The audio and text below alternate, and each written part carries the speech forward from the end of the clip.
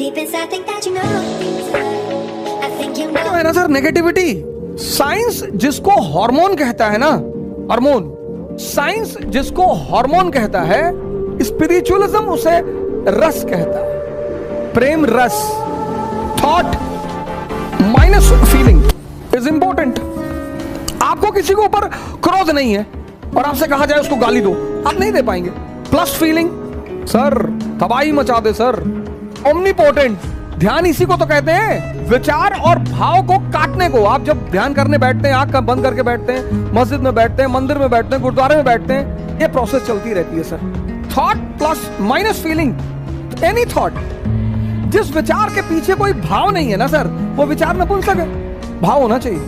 तो जैसे ही हम भय का वातावरण क्रिएट करते हैं, अब आदमी का मन तो 24 घंटे रिवॉल्व कर रहा है, अब उसके मन में विचार चल रहे हैं और निगेटिव विचार चल रहे हैं, तो रस बहेगा सर, यही जान लेता है सर। मैं आपको निगेटिविटी की कहानी सुनाता हूं कि निगेटिविटी को अरिस्टोक्रेसी कितनी गिरी निगाहों से देखती है। जज्बा का सबसे बड़ा एग्जाम्पल है राणा प्रताप, हिस्ट्री में उससे बड़ा एग्जाम्पल नहीं। दूसरा कोई एग्जाम्पल अगर जज्बे का है तो भगत सिंह। भगत सिंह तो सर वो तो खैर अपवाद ह्यूमन बीइंग है इस धरती पर। जब भी आपको निराशा घेरे, मतलब हर युवा को कम से कम 2-3 लोगों की जीवनी या बायोग्राफी जरूर पढ़नी चाहिए। अंबेडकर की जरूर पढ़नी चाहिए सर।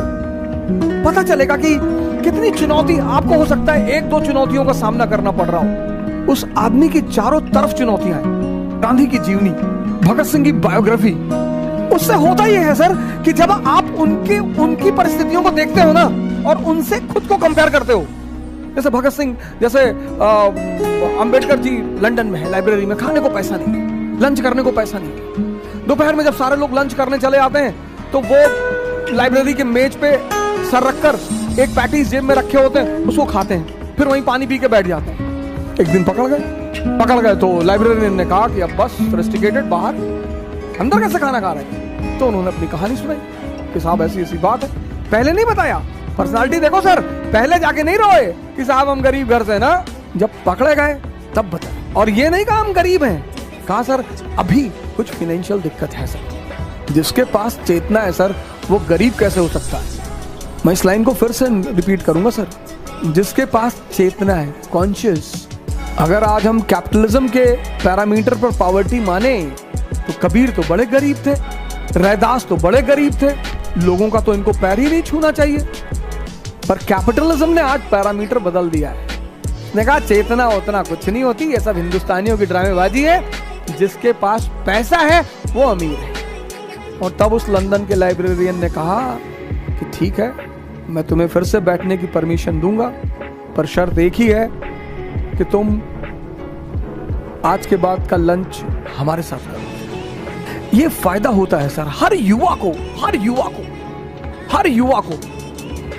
मतलब कोई भी युवा नहीं, मतलब कोई भी, बुजुर्ग भी, बच्चे से तो खेलने के सिवा उनके पास कोई काम नहीं है, अच्छा भी है वो खेलें मोबाइल छोड़कर, लेकिन हर युवा को जीवनी और बायोग्राफी पढ़ने का शौक पालना चाहिए। उससे जब आप कंपेयर करते हो उस व्यक्ति का जीवन और अपना जीवन, तो या तो आपको बड़ा साहस मिलता है और या आपको ग्लानि होती है कि यार हमारे पापा हमको इतना सुविधा दे रखे हैं और हम कर क्या रहे हैं, क्योंकि ब्राह्मण को मारा नहीं जा सकता था। तो राणा ने कहा कि अच्छा है कि तुमने फरमान पढ़ा, किसी और ने पढ़ा होता तो यहीं दफन कर दिए होते, लड़ेंगे। बाबर अपनी जीवनी में लिखता है कि मैंने अपनी पूरे युद्ध के इतिहास में राणा सांगा जैसा योद्धा नहीं देखा। जज्बा है सर, हार और जीत तो एक अलग चीज है सर।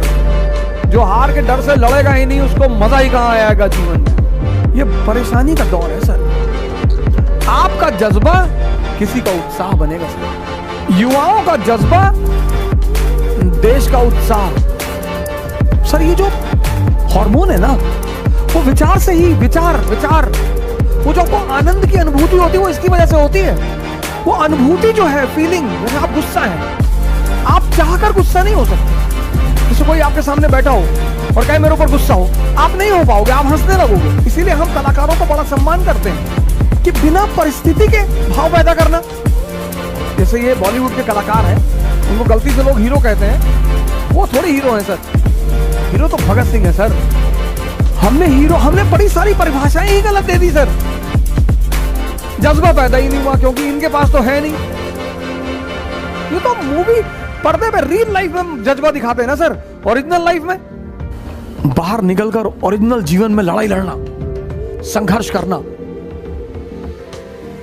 और एक मुकाम बनाना